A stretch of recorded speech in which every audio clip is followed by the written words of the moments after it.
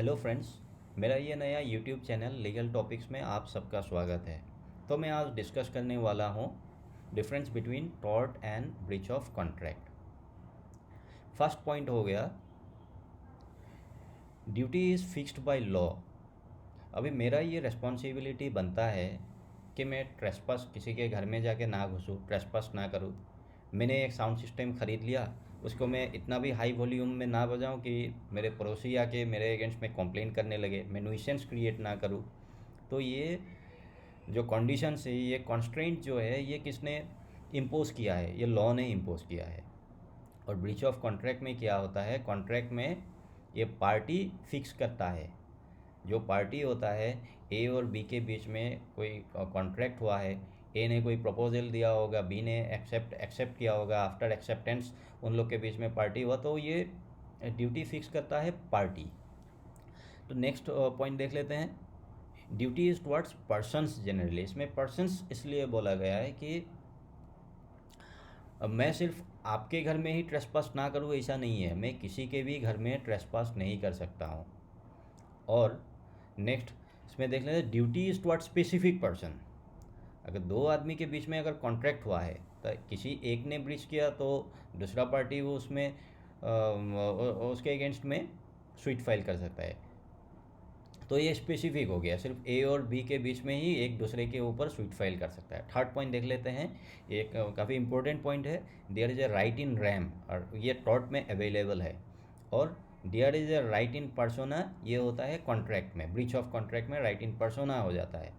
अभी राइट इन दो ही राइट होता है, एक होता है राइट इन रैम, एक होता है right in persona. Right in RAM जो होता है ये अवेलेबल अगेंस्ट होल वर्ल्ड होता है। मान लीजिए आपका एक प्रॉपर्टी है, आपका प्रॉपर्टी में कोई आके घुस जाता है तो आप उसके अगेंस्ट में एक स्वीट फाइल कर सकते हैं।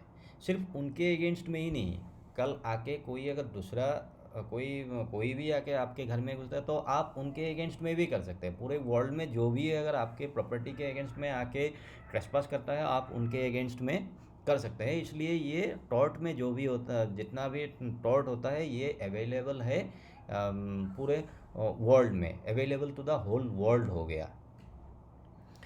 लेकिन कॉन्ट्रैक्ट में हो जाता है, दो पार्टी के बीच में कॉन्ट्रैक्ट हुआ है तो किसी ने अगर ब्रीच किया तो सिर्फ उन्हीं के अगेंस्ट में स्वीट फाइल कर सकते, किसी दूसरे के अगेंस्ट में नहीं कर सकते। तो ये हो गया right in persona. Fourth point consider करते हैं, law of tort is uncodified law. ये पहले भी डिस्कस किया हुआ है। ये अनकोडिफाइड टॉर्ट लॉ जो है ये अनकोडिफाइड है। इसमें क्या होता है, वो ज़्यादातर ये प्रेसिडेंट के ऊपर ही बेसिस करता है। और इंडियन कॉन्ट्रैक्ट एक्ट जो है ये लिखा हुआ है, इंडियन कॉन्ट्रैक्ट एक्ट हम सबको और हम सबके नॉलेज में ऑलरेडी है, ये लिखा ऑलरेडी कोडिफाई किया हुआ है। फिफ्थ पॉइंट है, remedy is by way of unliquidated damages. Unliquidated damages इसलिए है, कोई अगर एक गड्ढा कहीं पे है, कोई जाके उसमें अगर गिर जाता है तो उसका कितना नुकसान होगा आप पहले अनुमान नहीं लगा सकते हैं। तो फिर ये अनलिक्विडेटेड डैमेजेस हो गया in case of tort. Tort contract में क्या होता है, पहले से जितना सारा क्लॉजेस है वो लिखा हुआ रहता है। तो इसमें आप कोई पार्टी अगर ब्रीच करेगा तो कितना नुकसान होगा, किसको कितना भरपाई करना होगा, पहले से लिखा हुआ होता है, आप सर्टेन कर सकते हैं। तो इसलिए ब्रीच ऑफ कॉन्ट्रैक्ट में ये लिक्विडेटेड डैमेजेस हो गया। नेक्स्ट पॉइंट देख लेते हैं, vicarious liability is possible in tort, but vicarious liability ये ब्रीच ऑफ कॉन्ट्रैक्ट में पॉसिबल नहीं है। अभी पहले इन शॉर्ट में देख लेते हैं वाइकरियस लाइबिलिटी क्या होता है। वाइकरियस लाइबिलिटी, मान लीजिए ये मास्टर और सर्वेंट का रिलेशन ले लेते हैं। मान लीजिए आप एक सर्वेंट अपॉइंट किया घर का काम के लिए। मान लीजिए आपने एक ड्राइवर अपॉइंट किया आपका गाड़ी चलाने के लिए। आप ऑफिस जा रहे हैं, आपका ड्राइवर कहीं पे जाके अगर गाड़ी ठोक देता है तो आप भी रिस्पॉन्सिबल होंगे इसमें, क्योंकि आपने ही उसको अपॉइंट किया, तो आपने ही उसको अपना गाड़ी चलाने दिया, तो आप इसमें रिस्पॉन्सिबल होंगे। देखिए ये दो प्रिंसिपल से ये चलता है वाइकरियस लाइबिलिटी। पहला मैक्सिम, दो मैक्सिम है। एक मैक्सिम हो गया क्वी फेसिट पार एलियम फेसिट पार से। इसका मतलब हो गया, आपने अगर किसी से कोई काम अगर करवाया है तो लॉ कंसीडर करता है कि आपने वो काम खुद ही किया है। क्योंकि आपने खुद अपना काम करने के लिए तो उसको अपॉइंट किया है। अगर आपने वो ड्राइवर अगर अपॉइंट नहीं किया होता तो आप खुद गाड़ी चला रहे होते। तो ये एक हो गया। और नेक्स्ट जो मैक्सिम हो गया, respondeat superior let the master answer, master को ही आंसर करना होगा, क्योंकि सबॉर्डिनेट ने जो गलती किया उसका सर्वेंट ने जो गलती किया। तो ये हो गया वाइकरियस लाइबिलिटी। ये वाइकरियस लाइबिलिटी सिर्फ टॉर्ट में पॉसिबल है, लेकिन ब्रीच ऑफ कॉन्ट्रैक्ट में ये पॉसिबल नहीं है। नेक्स्ट पॉइंट देख लेते हैं, नो प्रिविटी बिटवीन पार्टीज़। लेकिन टॉर्ट में प्रिविटी बिटवीन पार्टीज़ नहीं होता है, लेकिन कॉन्ट्रैक्ट में प्रिविटी बिटवीन पार्टीज़ होता है।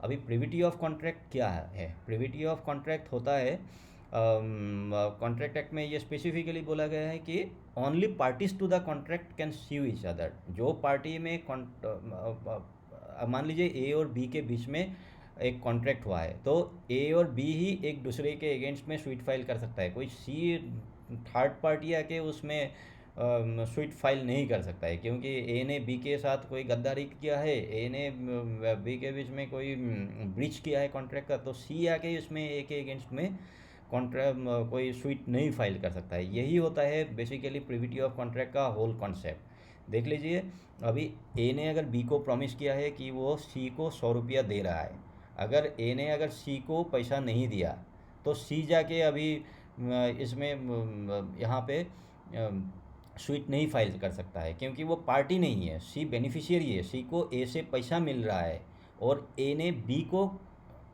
बी को प्रॉमिस किया है कि वो सी को ये पैसा देगा। सी को पैसा मिला नहीं मिला ये सी स्वीट फाइल कर सकता है, सी स्वीट फाइल नहीं कर सकता है।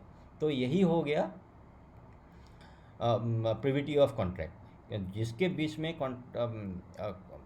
कॉन्ट्रैक्ट हुआ है तो वही स्वीट फाइल कर सकता है। सी बस यहाँ पर बस एक सिर्फ बेनिफिशियरी है। तो नेक्स्ट पॉइंट देख लेते हैं, माइनर इज़ लायबल। टॉर्ट में माइनर लायबल है, लेकिन कॉन्ट्रैक्ट में माइनर लायबल नहीं है। इंडियन कॉन्ट्रैक्ट एक्ट में स्पेसिफिकली बोला गया है कि जो माइनर के साथ जो कॉन्ट्रैक्ट होता है वो वॉइड एब इनिशियो होता है। वो एब initio mean since very beginning, ये माइनर के साथ अगर आपने कोई कॉन्ट्रैक्ट कर लिया वो इनिशियली ही वो वॉइड हो गया, शुरुआत से ही वो कॉन्ट्रैक्ट आप उसको एनफोर्स नहीं करा सकता है कोर्ट ऑफ लॉ में, वो बेकार हो गया वो। लेकिन माइनर जो होता है टॉर्ट में वो लायबल है। ये थोड़ा डिस्कस करना होगा बाद में, लेकिन पहले अभी के लिए बस इतना जान लेते हैं कि इंडिया में जो माइनॉरिटी का जो एज है, इंडियन एज पर मेजॉरिटी एक्ट 18 ईयर्स होता है। 18 ईयर्स के ऊपर होने से वो एक मेजॉरिटी में आ जाता है। इंडियन मेजॉरिटी एक्ट 1875 में ये मेंशन किया हुआ है। Below 18 everyone will be considered as minor in India. इसमें डिस्कशन करने के लिए मैं एक सेपरेट वीडियो लाऊंगा। अगर आपको मेरा ये छोटा सा वीडियो अगर आपको अच्छा लगता है तो आप इस चैनल को लाइक शेयर और सब्सक्राइब ज़रूर कीजिए। मैं और नेक्स्ट वीडियोज़ में और बहुत सारा टॉपिक में लेके आ रहा हूँ। आप चैनल में बने रहिए। होप आपको ये अच्छा लगा होगा ये video. So see you soon in the next videos. Till then take care.